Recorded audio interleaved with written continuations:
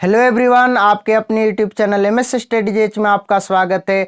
आज आप लोगों के लिए क्लास 8वीं का मैथ्स का एक चर वाले रैखिक समीकरण का भाग 1 लेकर आए हैं और इस भाग 1 में एक्सरसाइज 8.1 का तीन क्वेश्चनों को हल करेंगे। तो एक्सरसाइज 8.1 का भाग वन करके आप लोगों को बताएंगे। तो चलिए दोस्तों, अब शुरू करते हैं।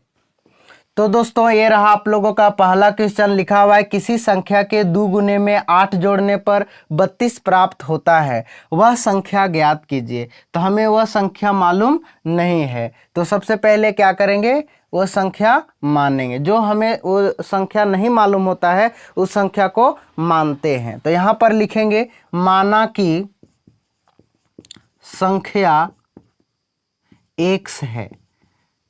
क्या है? संख्या x है। अब यहां पर लिखेंगे प्रश्न से लिखा हुआ है किसी संख्या के 2 गुने में। तो हमें संख्या नहीं मालूम, तो यहां संख्या मान लिया क्या चीज, x। तो x में क्या करेंगे, 2 गुना करेंगे। 2 गुने में 8 जोड़ने पर 32 प्राप्त होता है। कितना प्राप्त होता है? 32 प्राप्त होता है। अब ये कैसा आ गया, एक चर वाले रैखिक समीकरण आ गया।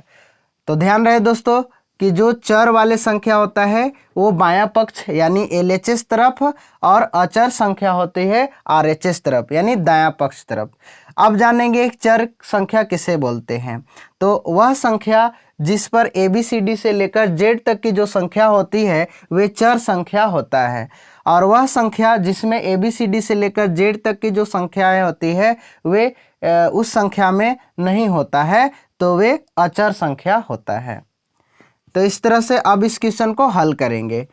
चर किधर रहेगा? बायां पक्ष में। तो इधर लिखेंगे 2x बराबर 32। ये प्लस 8 क्या चीज में है? अचर में है। तो ये अचर किधर जाएगा? अचर वाले संख्या में यानी दायां पक्ष में RHS तरफ। तो प्लस 8 है तो दायां पक्ष में जाएगा, तो क्या होगा, -8। 2x बराबर 32 में से 8 घटाएंगे तो कितना हो जाएगा? 24। कितना होगा? 24। अब ध्यान रहे दोस्तों कि 2x किस रूप में है? गुना के रूप में है। तो गुना के रूप में होता है तो बराबर की इधर उधर रहता है, बायां पक्ष है दायां पक्ष में, तो वे भागा के रूप में होती है। तो 2 एकम 2, 12 दूना 24। तो x बराबर कितना आ गया? 12। अब जांच भी कर सकते हैं कि इस क्वेश्चन सही है या गलत। तो यहाँ पर जान सकते हैं कि संख्या 12 है, तो 12 में 2 गुना कर देते हैं। तो 12 दूना 24, 24 में 8 जोड़ देंगे तो हमें कितना आएगा? 32 आएगा। तो इस तरह से ऐसे क्वेश्चनों को हल करते हैं। तो इसी प्रकार अगला क्वेश्चन है दूसरा। 3 लगातार पूर्णांकों का योग 51 है, तो पूर्णांक ज्ञात कीजिए। तो चलिए इस क्वेश्चन को भी आप लोगों को हल करके बताते हैं कि 3 लगातार पूर्णांकों का योग 51 है, तो वह पूर्णांक क्या है। ठीक है ना। तो पूर्णांक हमें मालूम नहीं है, तो जो संख्या मालूम नहीं होता है उस संख्या को मानते हैं। ठीक है ना। तो यहां पर लिखेंगे माना कि 3 लगातार पूर्णांक x + 1 और x + 2 है। अब इस तरह से 3 लगातार पूर्णांक हमें मालूम हो गया। ध्यान रहे दोस्तों कि 3 लगातार पूर्णांक जैसे आप जान सकते हैं कि 3 लगातार पूर्णांक 1, फिर इसके बाद 2, इसके बाद 3, 4, इस तरह से लगातार पूर्णांक जाएगा। तो 3 लगातार तक कह रहा है, तो 3 लगातार पूर्णांक हमें मालूम नहीं है, तो पहला क्या हो जाएगा? x होगा ना। जैसे 1 हम बोले रहे थे उसी प्रकार x, फिर x + 1 और x + 2, इस तरह से पूर्णांक आगे बढ़ते जाएगा। तो 3 तक ही कहा था तो 3 तक लिखे। ठीक है ना। अब प्रश्न अनुसार कहता है कि 3 लगातार पूर्णांकों का योग, मतलब ये 3 लगातार पूर्णांक है, ये सभी 3 लगातार पूर्णांकों को जोड़ेंगे। ठीक है ना। x + x + 1 + x + 2, तो अब जोड़ने पर क्या आता है? 51। तो बराबर यहां पर लिखेंगे 51, इस तरह से लिख देंगे।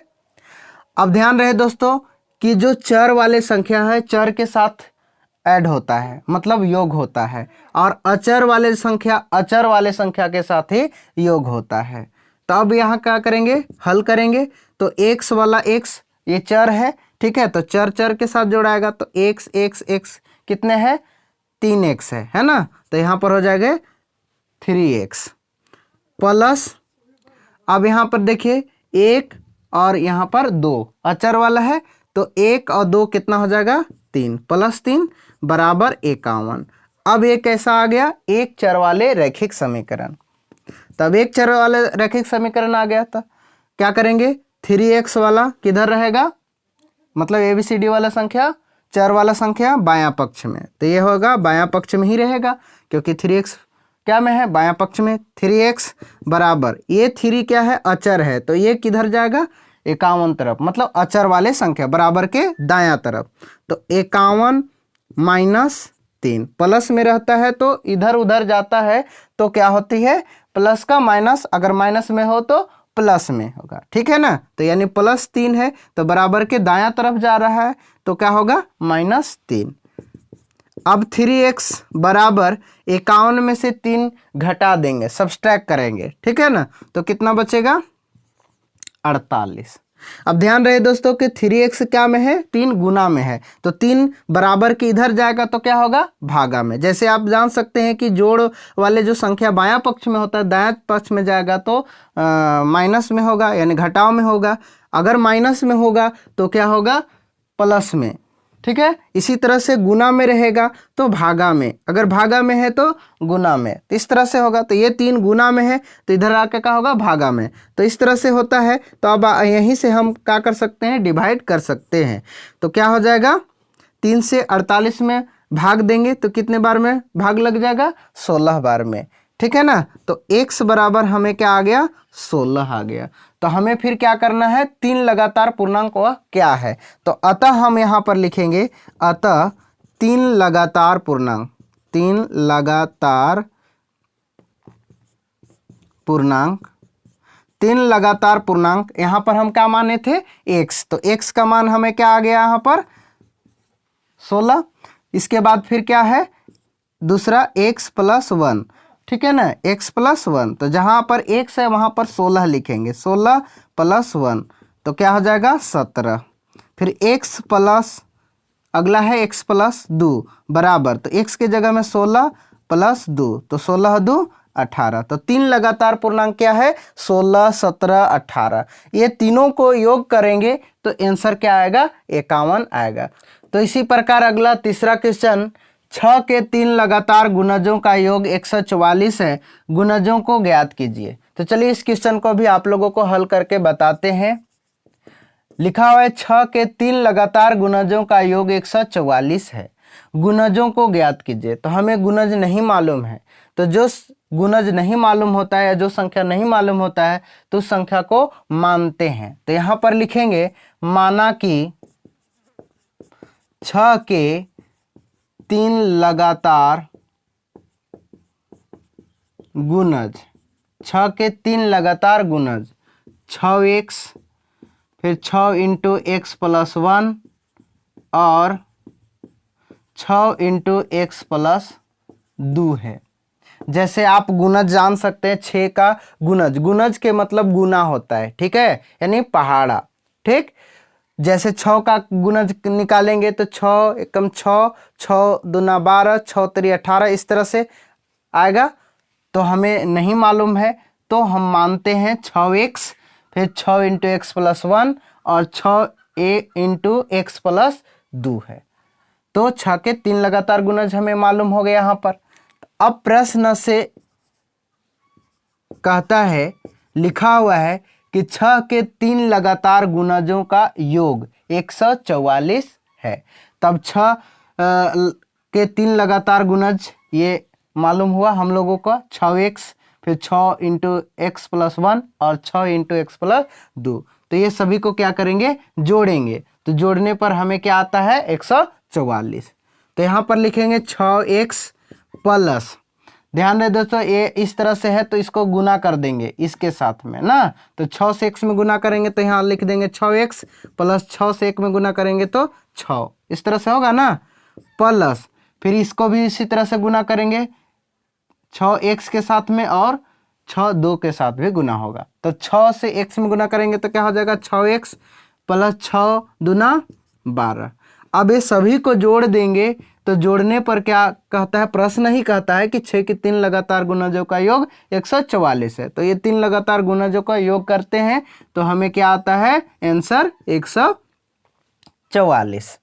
अब इस संख्या को क्या करेंगे, ऐड करेंगे, जो एक ही जैसा होगा, मतलब चर वाले संख्या चर के साथ होगा, जोड़ा होगा, और अचर वाले संख्या अचर वाले संख्या के साथ जोड़ होगा। तो 6x यहाँ पर है, 6x तो कितना हो जाएगा 18x, इस तरह से होगा। अब ये देखिए प्लस 6 और प्लस 12, ये अचर संख्या है, तो 12 6 कितना हो जाएगा 18 बराबर 144। अब ये कैसा आ गया, एक चर वाले रैखिक समीकरण। 18x बायां पक्ष तरफ ही रहेगा बराबर 144 प्लस 18, ये अचर है तो ये अचर बायां पक्ष तरफ है तो ये दायां पक्ष में जाएगा। तो दायां पक्ष में जाएगा तो क्या हो जाएगा, प्लस है तो यहाँ हो जाएगा -18।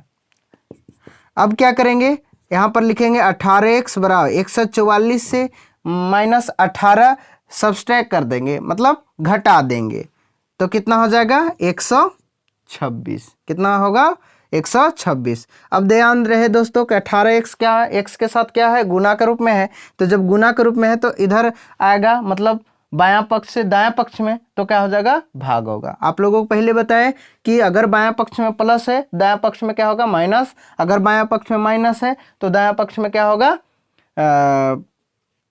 प्लस होगा, ठीक है ना। अगर गुना के रूप में है बायां पक्ष में तो दायां पक्ष में भाग होगा, अगर भाग होएगा तो क्या होगा गुना होगा, इस तरह से। तो अब ये 18 1 से गुना के रूप में है तो इधर आएगा भागा, तो भाग दे सकते हैं इस तरह से, यहीं से 18 कम 18, 18 सते 126। तो x बराबर क्या आ गया 7 आ गया।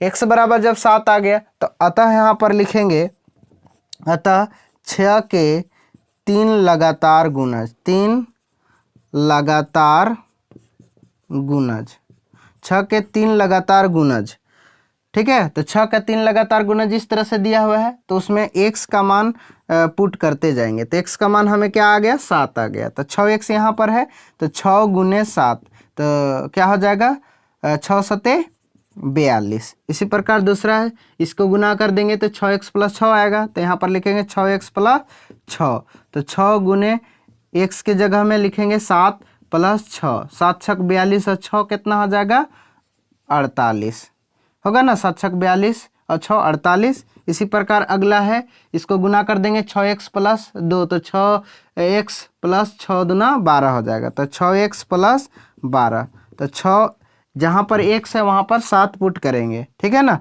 तो 6 गुने 7 प्लस 12, तो 7 छक 42 और 12 जोड़ देंगे तो 42 और 12 कितना हो जाएगा 54, ठीक है ना।